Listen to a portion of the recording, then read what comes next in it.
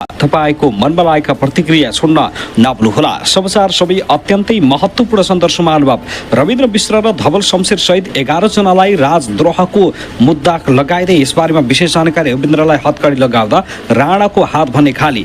नेताले गल्ती गरे भनेर राजतन्त्र फर्काउनु बुद्धिमानी हुँदैन, डाबा ब्रह्मभट्टराईको भनाई।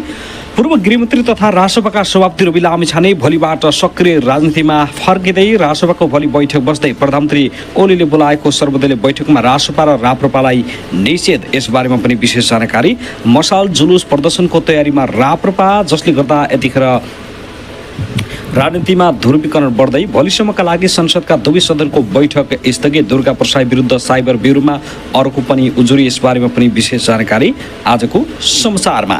त्यसैगरी पूर्व राजा ज्ञानेन्द्र शाहको सक्रियता सँगै यतिखेर पूर्व राजालाई पक्राउ गर्ने तयारी। विवादित अडियोपछि सुदूरपश्चिममा मन्त्रीको राजीनामा प्रकरण, रेशम चौधरी र रञ्जिता श्रेष्ठ बीचको विवाद अब के होला?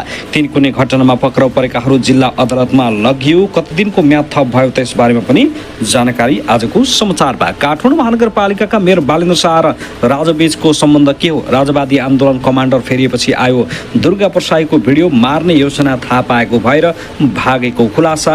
अब हेर्नुहोस् पुरा समाचार।